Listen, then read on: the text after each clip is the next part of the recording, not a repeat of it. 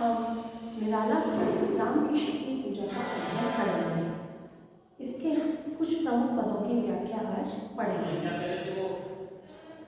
स्थिर राग वेद को हिला रहा फिर संशय, रह उठता जग जीवन में रावण जय भय।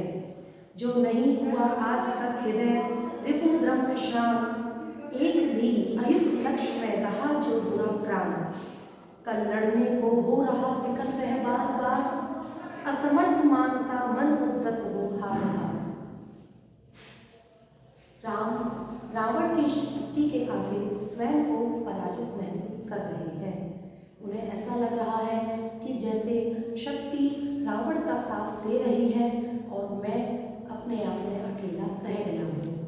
अर्थ करते हैं राघवेंद्र यानी कि जो रघुकुल के देवता हैं या रघुकुल के राजा हैं, उनको उनके मन में संशय उनको बार बार हिला रहा है, विचलित कर रहा है।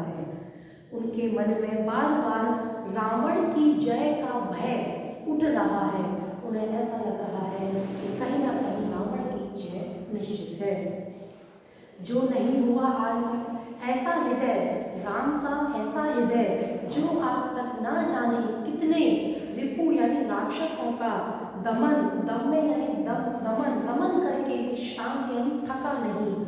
ऐसा हृदय राम का जो अब तक ना जाने कितने राक्षसों का वध करके थका नहीं है। आज वह मन उनका एक भी ऐसा तीर अयुत लक्ष्य में रहा जो दुराक्रांत, यानी कि कोई भी उनका अब तक एक भी ऐसा तीर नहीं है जो अपने लक्ष्य को भेद नहीं पाया हो। कल लड़ने को हो रहा विकिल वह बार बार, वही हृदय वही मन आज कल रावण से लड़ने के लिए बार बार व्याकुल हो रहा है। बार बार राम के मन में संशय उत्पन्न हो रहा है। असमर्थ मानता मन, उनका हृदय स्वयं को असमर्थ मान रहा है।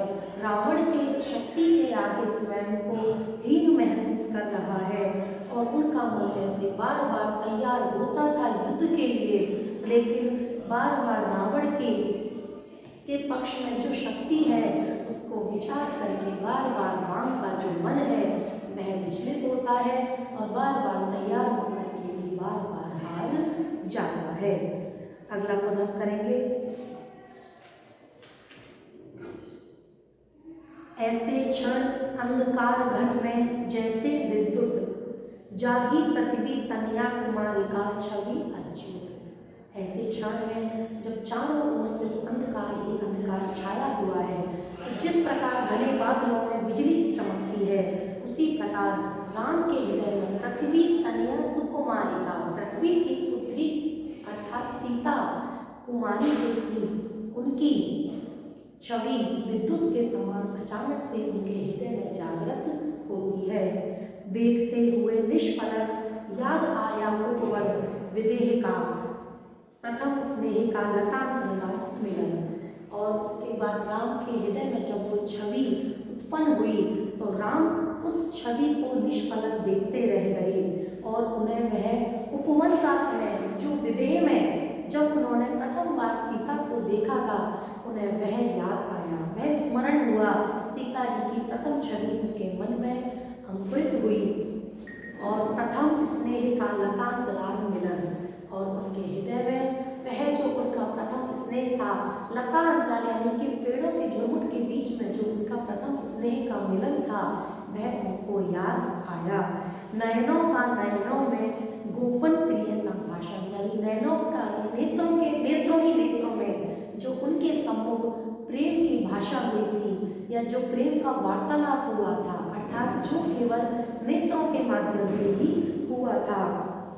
पलकों का नव पलकों का प्रथम उत्थान पल पतन, अर्थात पलकों का या नेत्रों का मिलना और फिर एक दूसरे को देख करके नेत्रों का गिरना, अर्थात उनको जो सीता जी थी जब वो लजा करके अपने पलकों को गिरा लेती है, कांपते हुए किसले झरते पराग समुदय, और जब उस समय पर जो किसले हैं यानी कि जो नए नए पत्ते हैं, नई नई जो पोपले हैं, वो जो कांप रहे थे, जो झरनों पर जो झरने बह रहे थे, जो पराग का समुदाय चारों ओर छाया हुआ था, खग नवजीवन परिचय, और जो उस समय में जो खग कुल था वो नवजीवन के परिचय को अपने मधुर स्वर में गीत गा करके सुना रहा था।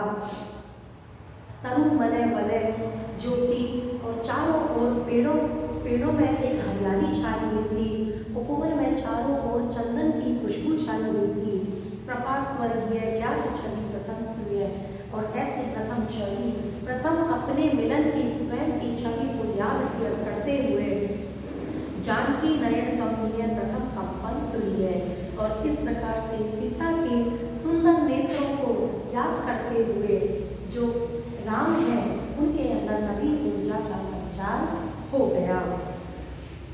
सेहरा तन क्षण भर मूला मन, लहरा समस्त हर धनुर्भंग को पुनर्वार जो उठा हंसते।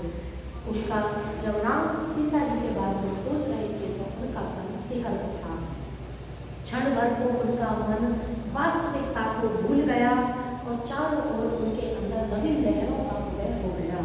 हर धनुर्भंग को पुनर्वार जो उठा हंस, हर अर्थात शिव जी, जिस प्रकार उन्होंने शिव जी के धनुष को भंग करके सीता जी का वरण किया था, सीता जी ने स्वयंवर में उनको चुना था, अब फिर से उस धनुष को तोड़ने के लिए उनका हाथ उठ गया, अर्थात एक बार उनके अंदर फिर से उस रावण से लड़ने के लिए नवीन ऊर्जा का संचार होने लगा, जिस कारण सीता जी की उस छवि को याद करके फूटी स्मृति सीता ध्यान लीन राम के अगर, फिर विश्व विजय भावना हृदय में आई भर। और सीता जी का ध्यान करते हुए राम जी के मुख पर एक मुस्कान उभर कर सामने आ गई और राम के अगर यानी राम भी मुस्कुराने लगे। फिर विश्व विजय की भावना, समस्त विश्व को जीतने की जो भावना है वह उनके हृदय में भरकर आ गई। वे आए याद दिव्य शर अगणित मंत्रभूत, फड़का पर नभ को उड़े सकल ज्यों देवदूत। और उन्हें वे अपने पुराने यानी कि वो जो मंत्रों से पूरित जो तीर हैं, जो दिव्य अस्त्र शस्त्र हैं उनके पास, वे उन्हें याद आ गए और वे उन्हें देख करके फिर से ऊर्जावान हो गए और उनके अंदर उनको देख करके वे तीर जिनसे उन्होंने ना जाने कितने राक्षसों का वध किया था, वे तीर जिनसे उन्होंने आसमान में ना जाने कितने ही देवदूतों को बचाया था, वे तीर उन्हें याद आ गए। देखते राम जल रहे शलभ ज्यों रजनी चल, देखते राम जल रहे शलभ ज्यों रजनी चल। देखते राम यानी कि राम उनको देख रहे थे, अर्थात अपने मन ही मन में उस पल को याद कर रहे थे कि जिस प्रकार से जो रजनी चल यानी कि रात में विचरण करने वाले अर्थात राक्षसों को उन्होंने शलभ यानी एक जुन्नू के समान जो होते हैं, जो रात में जागृत होते हैं, उनका उन्होंने वध किया था। ताड़का, सुबाहु, विराट, शिस्त्रार्थ, दूषण, खर जैसे राक्षसों को उन्होंने अपने चंद प्रयासों से ही समाप्त कर दिया था। फिर देखी भीमा मूर्ति आज रण देखी जो, इन सबको याद करते करते ही अचानक राम को वास्तविकता का आभास होता है और उन्हें वह भीमा मूर्ति यानी विशालकाय देवी की मूर्ति का स्मरण होता है जो उन्होंने आज युद्ध में रावण के साथ देखी थी। आज रण देखी जो आच्छादित किए हुए सम्मुख समुद्र नभ को, जो कि पूरे नभ पर पूरे आसमान पर छा रही थी और रावण को उसने चारों ओर से घेर रखा था। ज्योतिर्मय अस्त्र शकल बुझ बुझ कर हुए छेड़, पा महाविलय उस तन में छठ में हुए हीर। ज्योतिर्मय ज्योति से युक्त उस भीमाकार मूर्ति के समक्ष सारे ही अस्त्र क्या बुझ बुझ कर यानी कि बेकार हुए जा रहे थे। क्यों? क्योंकि देवी किसी भी अस्त्र का प्रभाव रावण पर पड़ने नहीं दे रही थी। पा महाविलय उस तन में क्षण में हुए लीन और उस महान भीमा मूर्ति में सारे अस्त्र जाकर के समाहित हो जाते थे। रावण राम के सारे प्रयासों को वह शक्ति वह देवी निष्फल करती जा रही थी। इसी कारण राम संशय से युक्त थे। राम अपनी शक्तियों पर संशय कर रहे थे क्योंकि उन्हें ऐसा लग रहा था कि जो शक्ति है वह रावण का साथ दे रही है। इसके बाद हम अगले उसमें पढ़ेंगे